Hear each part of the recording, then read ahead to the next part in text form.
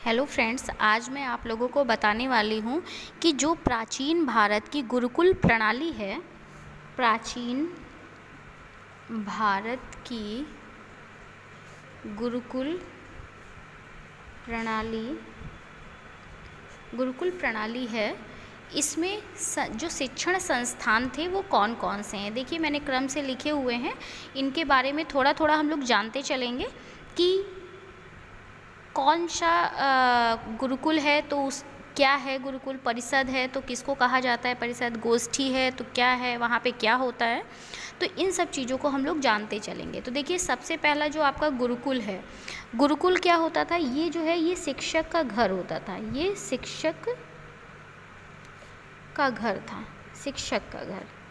ये शिक्षक का घर था जहाँ पे वो रहते थे और वहीं पर शिक्षा प्रदान करते थे। ये शिक्षक का घर था और यहीं पर शिक्षा भी प्रदान करते थे, शिक्षा भी यहीं प्रदान करते थे। और इसके बाद आपका परिषद आता है। परिषद जो है ये उच्च शिक्षा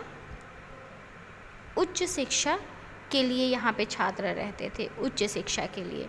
और ये जो है ये मूल रूप से जो 3 ब्राह्मणों द्वारा संचालित की जाती थी, 3 ब्राह्मणों द्वारा संचालित की जाती थी। और धीरे धीरे उनकी संख्या बढ़ती गई, यहाँ तक कि एक परिषद में, मतलब ये अगर एक परिषद है तो एक परिषद में 20 ब्राह्मण, एक परिषद में 20 ब्राह्मण सम्मिलित थे, जो दर्शन,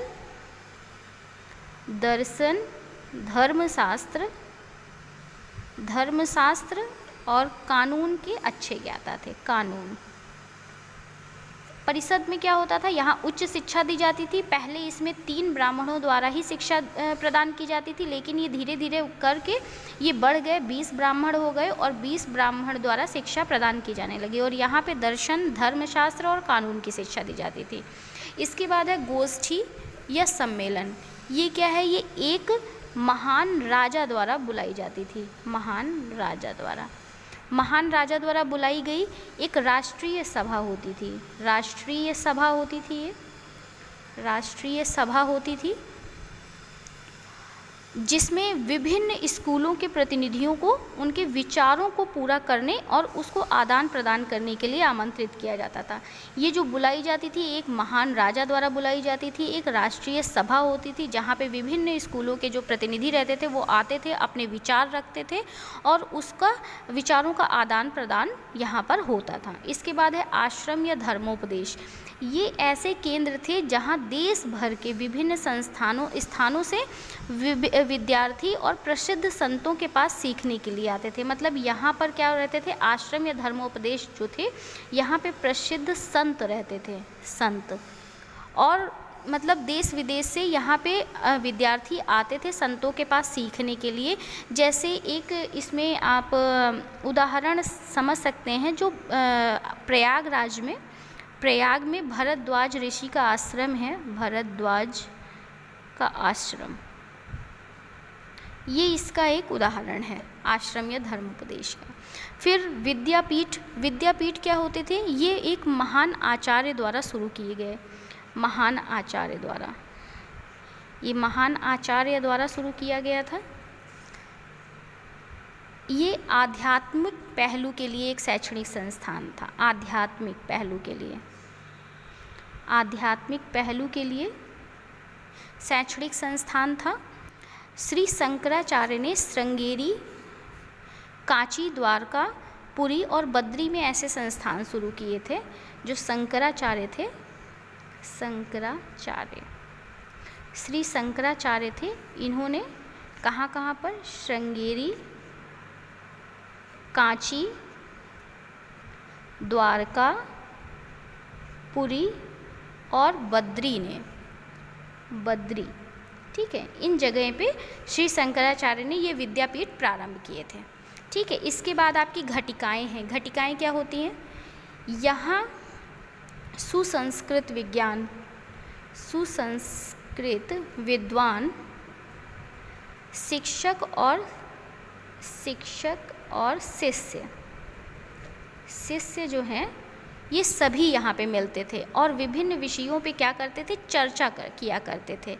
उनमें देखो जैसे डिबेट होती है आज के समय में, तो डिबेट का ही एक छोटा रूप घटिकाएं कह सकते हैं कि यहाँ पर वाद विवाद होते थे, है ना, वाद विवाद जो प्रतियोगिता आजकल होती है वही घटिकाओं में ये होता था। विद्वान भी होते थे, शिक्षक भी होते थे, शिष्य भी होते थे और उनके बीच विषयों पर चर्चा होती थी। ठीक है, विभिन्न विषयों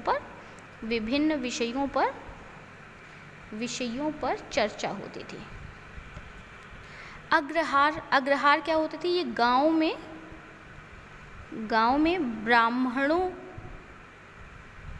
ब्राह्मणों के रहने के स्थान थे जहाँ वे विद्या प्रदान करते थे। ये गांव में ब्राह्मणों के रहने के स्थान थे जहाँ पे क्या होता था, विद्या प्रदान करते थे। यही ब्राह्मण जो थे यही विद्या प्रदान करते थे।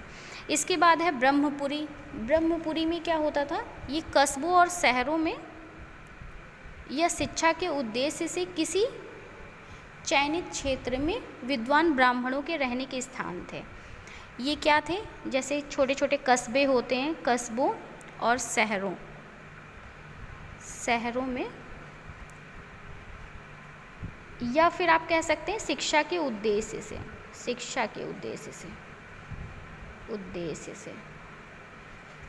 उद्देश्य से किसी चयनित स्थान पर, मतलब ब्राह्मण जो रहते थे वो रहते थे और वहीं पर क्या करते थे, शिक्षा प्रदान करते थे। ब्रह्मपुरी उसे कहा जाता था। विहार जो था ये एक बौद्ध मठ थे, जहाँ पर बौद्ध मठ था जहाँ पर बौद्ध उपदेश और दर्शन सिखाए जाते थे। तो देखिए ये आपके हो गए गुरुकुल में शिक्षक का घर होता था, वहीं पर शिक्षा प्रदान की जाती थी। परिषद में उच्च शिक्षा दी जाती थी। पहले 3 ब्राह्मण थे, धीरे धीरे संख्या बढ़ती गई तो 20 ब्राह्मणों द्वारा धर्म, दर्शन शास्त्र और कानून की शिक्षा दी जाने लगी। फिर गोष्ठी और सम्मेलन है जो एक महान राजा द्वारा बुलाया जाता था। राष्ट्रीय सभा होती थी, यहाँ पे कई स्कूल के संस्थानों के प्रतिनिधि आते थे और वो सब आपस में चर्चा करते थे। आश्रम या धर्मोपदेश है, इसमें क्या होता था, प्रसिद्ध संत द्वारा ये निर्माण किया जाता था, जहाँ जैसे आप प्रयागराज का भरद्वाज आश्रम देखते हैं। विद्यापीठ में महान आचार्य द्वारा आध्यात्मिक पहलू के बारे में शिक्षा प्रदान की जाती थी। जैसे श्री शंकराचार्य जो हैं, इन्होंने इतनी जगह पे खोला है। घटिकाएं क्या होती हैं, ये सुसंस्कृत विद्वान, शिक्षक और शिष्य इसमें सभी रहते हैं और किसी विभिन्न विषयों पर ये क्या करते हैं, चर्चा करते रहते हैं।